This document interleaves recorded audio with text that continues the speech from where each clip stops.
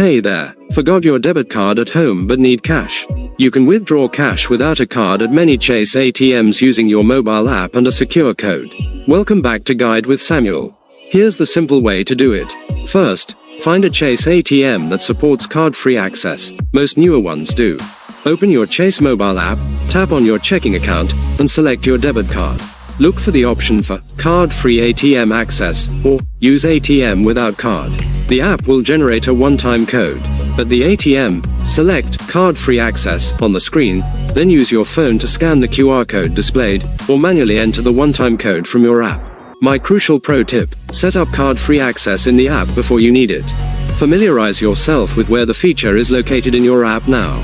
That way, if you're ever in a rush at the ATM without your card, you won't be fumbling to find it for the first time. That's how you turn your phone into your debit card for secure, convenient cash access. Has there ever been a time you really needed this feature? Share your story below. For more high-tech banking guides, subscribe to the channel. Thanks for watching. I'm Samuel, and I'll see you soon.